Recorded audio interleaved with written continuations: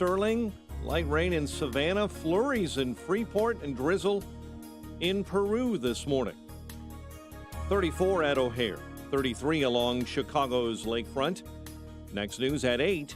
Chicago's Morning Answer continues next on AM 560, The Answer.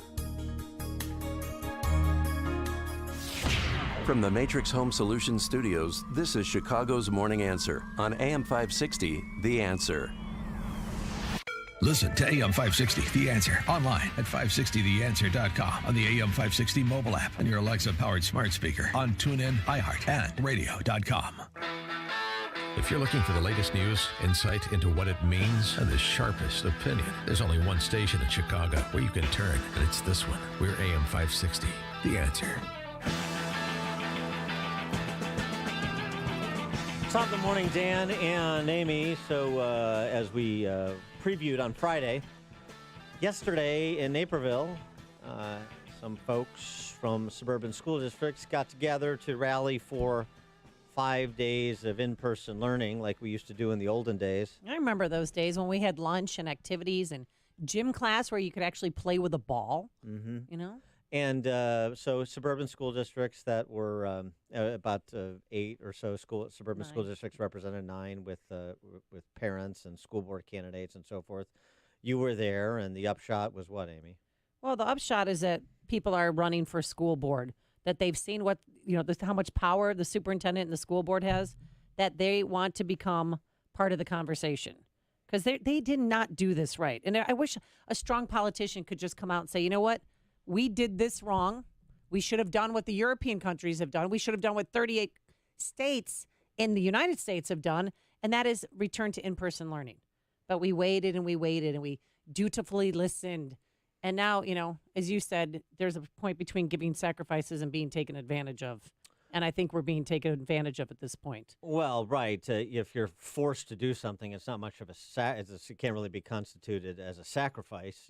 You're being compelled to. Sacrifice implies voluntary. But I wonder, too, if we'll continue to see the disappearance of the Chicago public school system. I mean, not the adults and not the buildings, but the actual students and the families.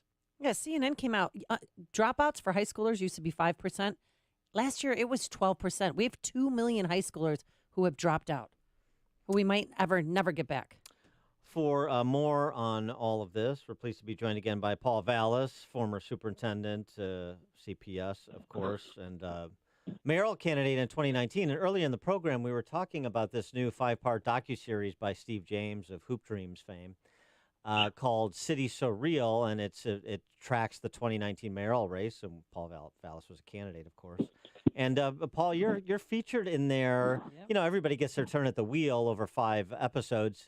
But it's pretty good. They have you focused on connecting the dots between Bill Daley and the parking meter deal, which was, of course, a catastrophe, and a kleptocratic catastrophe at that. So it was pretty good. I don't know if you've seen the whole thing. Yeah, I've seen parts of it. They also had me lose my iPad. They what? Oh, that's right. Yeah, you can't keep track of your iPad according to your campaign manager. Yeah, got a little bit of. Yeah, it was pretty. Yeah. It was pretty funny.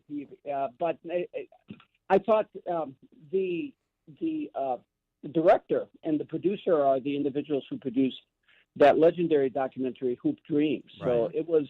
I think it was of the same caliber. They certainly captured the fabric of the campaign and their. And I think they gave all the candidates equal time, but it was a very enjoyable documentary to participate in. Yeah, it was all right. I mean, it's well produced because Steve James is a good documentarian, but I think he misses it. And I know you haven't seen all of it, but I'll just give you my quick Ebert and Siskel on it here, and when you watch it, you can come back and say whether you agree or not. City So Real. Actually, what he documents is not authenticity, it's shared delusion. And the conversations, whether they're in between a black postal worker and a barber at a barber shop on the south side, or at Christy Hefner's deluxe apartment in the sky with Bill Singer and others, and then Norm Bobbins in attendance, it's actually the same conversation. It's more accurate is a dramatization of Chicago that you probably did see with Kelsey Grammer playing the mayor of Chicago, called Right. Boss, and his signature line, change on the outside to protect continuity on the inside. In point of fact, Chicago is a kleptocracy that both rich and poor alike promote, is my takeaway. Yeah, well, let me just make an observation. I think he went in with an idea of making one type of documentary, and then I think kind of events moved him in another direction. I don't think I know when I originally was approached about participating in the documentary, I think there were only like 5 candidates in the race. So to a certain extent, just the number of candidates and really the complexity of the race maybe perhaps made them less focused. But sometimes sometimes being delusional is kind of a shared trait, so to speak. Yeah, So, no, that's right. Full they do. Yes, right. Well, but by and large, I thought it was, a well done documentary, and I thought it was pretty fair. But before we get to the school thing specifically, there's also do we really understand what's exactly happening? And so again, in the film, you have candidates like Amara Enya talking about gentrification is a 4-letter word in Chicago, and a lot of time is spent running down the Lincoln Yards project and so forth. And there's this comment that's made like, home prices here, like for example in Pilsen, have gone up 50%, and or home prices in North Lawndale, if they do a development, that would go up 50%, and you're just going to push people out. Wait a second. So now the position is, we don't want home prices to go up in neighborhoods. We don't want homeowners to get. We want to legislate, in addition to property taxes, we want to make sure if you own a property in Chicago, you cannot get a return on investment. What kind of sense does that make? It's this, and this is part of the scam. The class envy politics that leads to terrible policy. And people aren't leaving because they can't afford Chicago, generally speaking. They're leaving because the neighborhoods they live in aren't safe. The schools that they're forced to send their kids to, and there's a premise that needs to be challenged, are terrible. And they can, hopefully they believe, chart a better path for their families elsewhere, even just in suburban Chicago. And that's why you've lost 600,000 black families, for example, over the last decade. Yeah, well, I don't think they were making a judgment. They were, for all practical purposes, allowing candidates to make observations. And, each of the candidates seemed to focus on their own little theme, because there were so many candidates, obviously, they didn't cover all of us on gentrification. They didn't cover all of us on property taxes. They didn't cover all of us on crime. But I haven't seen the full documentary. I have a habit of not watching things that I'm in. When as a 3-decade stutter and stammerer, I used to be horrified when I used to do interviews back in the 1980s when I worked for the state legislature. And all right, I won't tell you how the mayor's race ends then, since you haven't seen it. Okay, don't tell me who won. Okay. All right, Paul. Let's talk about schools reopening. And I was so glad that you spoke yesterday. You did a wonderful job, and we met a lot of school board candidates and a lot of these parents. I mean, this is their first time ever running for office. They didn't even run for student council when they were in high school, and they're getting pushed back, and they're being called white supremacists and Nazis. And how should they fight back when that's happening to them? Well, I think there's strength in numbers, and what I've done really since the pandemic. Networking with parents via social media. When I started posting on reopening schools, a number of parents and then parent organizations reached out to me. I've been telling them, you need to organize, you need to be mutually supportive, you need to protect yourselves, because some of these parents, they try to intimidate the parents. They call them all sorts of things, anti-teachers, and that these people are disruptors, and they're trying to hurt the kids' education, and they have a tendency to do to gang tackle them, so to speak. And I said, the most effective way is for you to be in constant communications with each other, sharing information, posting information, coming to each other's rallies, posting your videos, etc. So, there's, I post a lot, obviously, and sometimes the union has a tendency to respond because the people who also follow me on social media sometimes do the responding for me. So, there's always strength in numbers. So I encourage them to really close ranks around each other, and I think that it can be a very effective way of giving you comfort when you're going to undergo sometimes these withering attacks by individuals who want to maintain the status quo. Where do you think the Chicago public school system is as we stand here today, and where is it going to be next year and 2 years? What's the short-term prospect for those schools and the kids in or not in those schools? Well, I don't think, look, the bottom line is, think about this for a second. They had an $8.4 billion budget this year, record. They got $925 million in COVID money. Their property taxes went up again. They're spending $2,000 more per pupil than the state average. And this is a state that spends between 25 to 50% more per pupil than surrounding states. Yet the schools now just opened after, 6-7 months? And what did they open to? 2 days of instruction, of in-school instruction under the most oppressive conditions.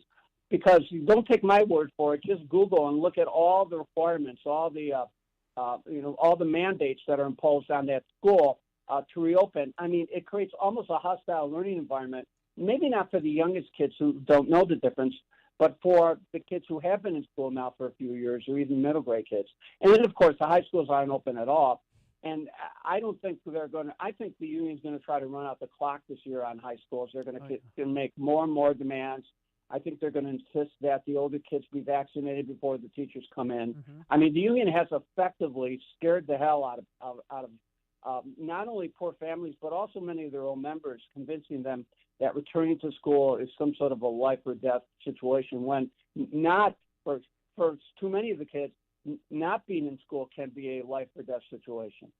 Yeah, I mean, you think about it, the teachers union has been more harmful to kids than COVID has. Oh, absolutely. And let me point out that why should they give in? You know, Lori Lightfoot had she did kind of the national media tour after the so-called agreement to open schools. Yeah, 2 days a week for K-8 and not high schools. That was quite a victory. But, she did the victory tour as being the big, tough union fighter. But this is a union that struck when they did not have to, when an arbitrator had literally awarded them the richest contract in their history. This is a union that threatened to strike illegally and forced the district to go fully remote since September.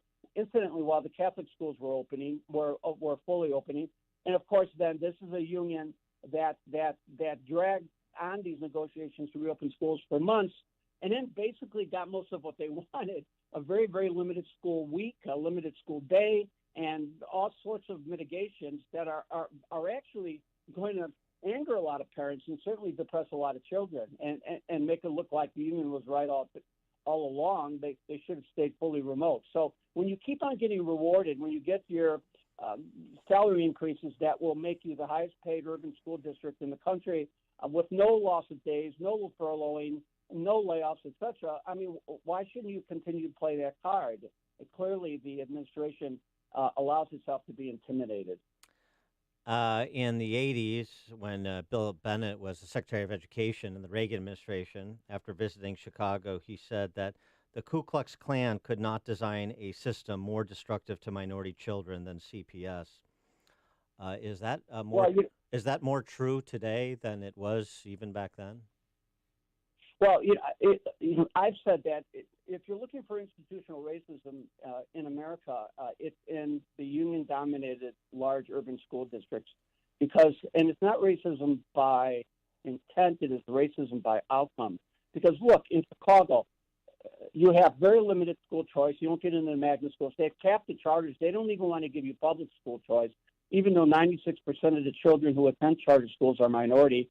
Charter schools are very, very popular in the black communities, and of course you're literally confined to that failing school in your neighborhood, and with no capacity to demand a better school model. There's a lot of cities now like Denver. It's done in New Orleans, or for that matter, our neighbor Indianapolis, where if schools are struggling and failing, the community has the right to demand a new school model, and the unions have no authority to keep them from doing that. So you literally have in this country educational redlining, where the quality of your school depends on your zip code and you can't escape. You can't escape that.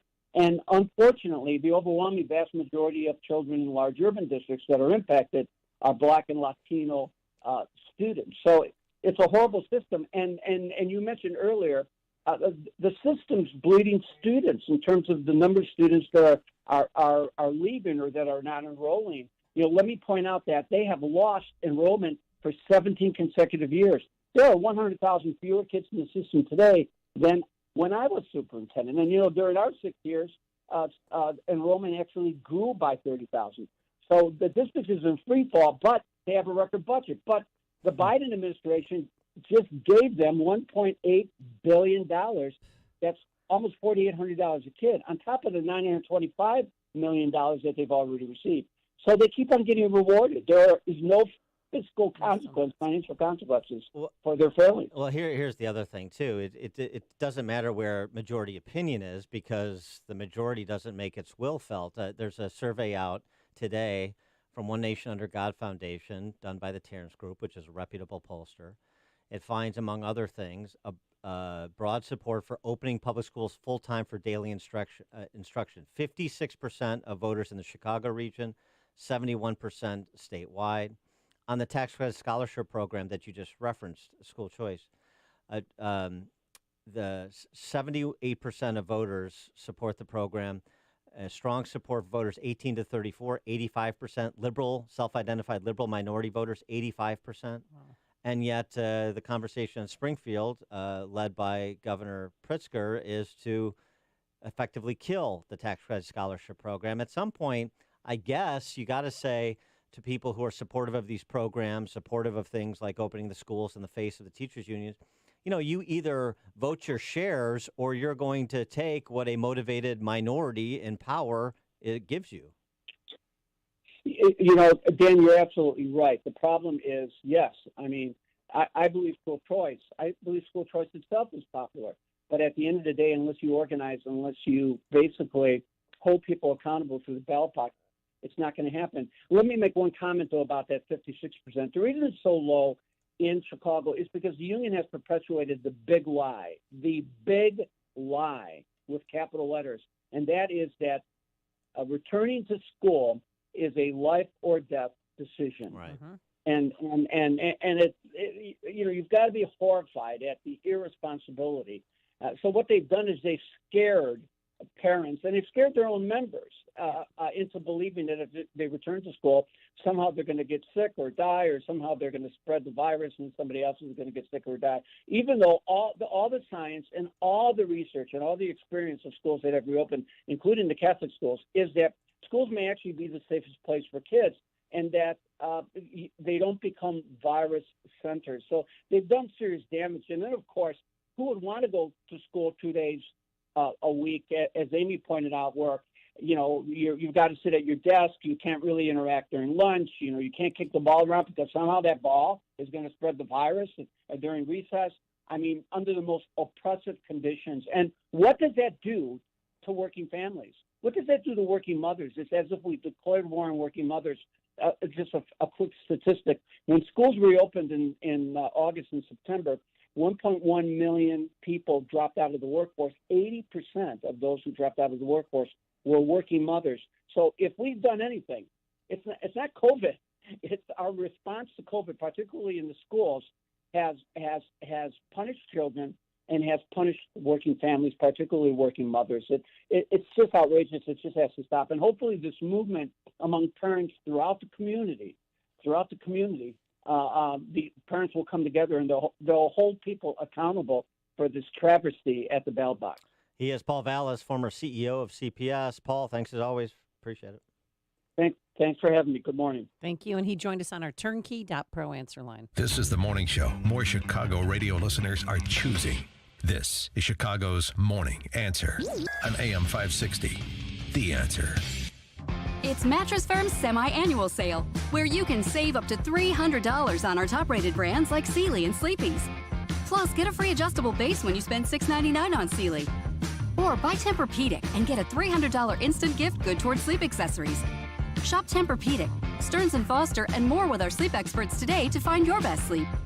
Only at Mattress Firm. Offer valid with qualifying purchase. Restrictions apply. Valid at participating locations only. For offer details, visit mattressfirm.com/sale. Liberty Mutual Insurance Company presents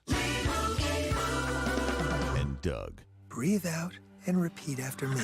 Liberty Mutual customizes your car insurance so you only pay for what you need. Liberty Mutual customizes your car insurance so you only pay for what you need. Your bird is eating my candles. Your bird is eating my candles. No, seriously, he's making a mess. No, seriously. Liberty, liberty, liberty, liberty. Get a customized quote at libertymutual.com. Balance of Nature's fruits and vegetables in a capsule. Changing the world, one life at a time.